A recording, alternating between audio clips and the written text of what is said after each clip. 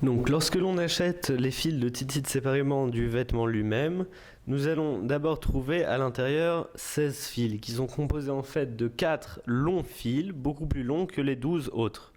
Donc tout d'abord nous allons séparer un fil, un des grands fils et 3 des fils de plus petite taille. Et nous allons essayer de les ajuster, c'est-à-dire de les faire commencer au même endroit. Donc 3 vont être de la même longueur et 1 va être un petit peu plus long.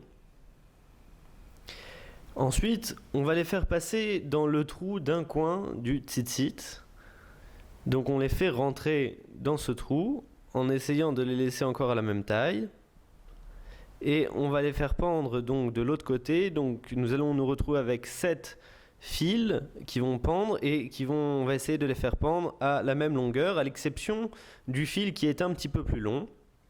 Et celui-ci, justement, ce long fil, nous allons l'isoler, le mettre de côté. Et donc, nous nous retrouvons avec 4 fils d'un côté, puis 3 fils, et encore le dernier fil le plus long. Pour respecter la règle de séparation des fils, on va faire un petit nœud souple autour de ces 4 fils, et un second petit nœud souple autour de ces 3 fils, de manière à ce qu'ils restent toujours collés l'un à l'autre pendant que l'on va réaliser ce tzitzit. Donc on se retrouve en fait avec 4 fils attachés d'un côté, 3 fils ensuite de l'autre côté, et un dernier fil qui lui est seul, c'est le plus long. Par la suite, donc, on va immobiliser le tzitzit de manière à ce qu'il ne bouge pas, puisque quand on va faire les nœuds et les tours, on va un petit peu tirer sur le vêtement. Donc il est bien de mettre un objet un petit peu lourd pour que le vêtement ne bouge pas. Et il faut savoir qu'il y a plusieurs façons de nouer les tzitzit. Il y a déjà la manière ashkénaze et la manière séfarade. Nous allons montrer la manière séfarade. Mais même pour les séfaradim, au niveau du nombre de tours que nous allons faire, il y a plusieurs façons de faire. Alors, certains vont faire 7 tours, puis 8 tours, 11 et 13. D'autres personnes vont faire 10, 6, 5 et 6. Alors, des fois, ça dépend. Certains vont faire 7, 8, 11, 13 dans le talit et 10, 6, 5, 6 dans le tzitzit. Nous allons montrer aujourd'hui la manière la plus rapide, donc 10, 6, 5, 6, qui correspond à la gematria du nom de Dieu, Yud, Ke, Vav, Ke. Donc, pour ce faire, nous allons prendre donc 4 fils, les 4 fils attachés ensemble, et de l'autre côté les 3 plus 1, donc on va laisser ensemble donc les 3 plus le long fil. Et avant de commencer le tzitzit, avant de commencer le premier nœud, il faut absolument dire cette phrase, Leshem mitzvah tzitzit. Nous réalisons ce tzitzit au nom de la mitzvah du tzitzit. Alors, on commence directement à faire un nœud qui va serrer le vêtement. Donc il faut bien que ce nœud touche le coin du tzitzit en lui-même. On va en faire un premier, puis un deuxième. Donc bien évidemment en prenant pour faire ces nœuds tous les fils, donc les 4 attachés, plus les 3 plus 1 de l'autre côté pour faire ce nœud. Alors on ne fait pas de bénédiction de bracha lorsque l'on réalise le tzitzit. Il suffit de dire Leshem mitzvah tzitzit avant de commencer.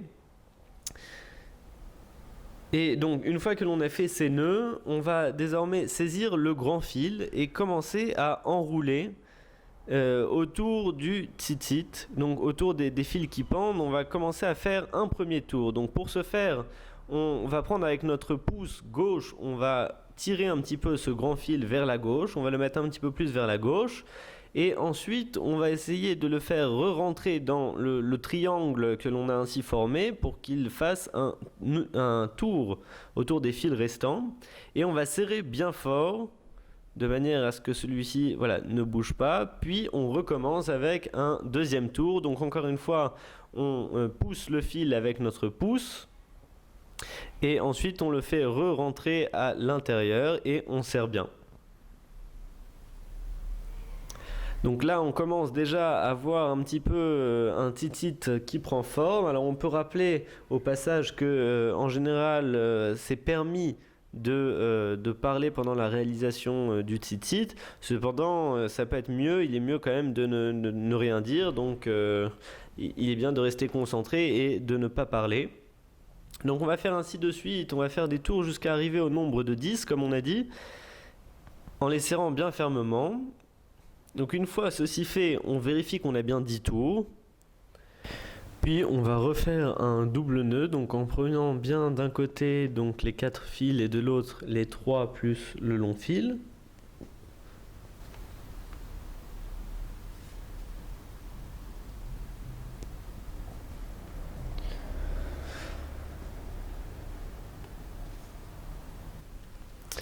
Et donc je vais reprendre le long fil et refaire encore une fois 5 tours.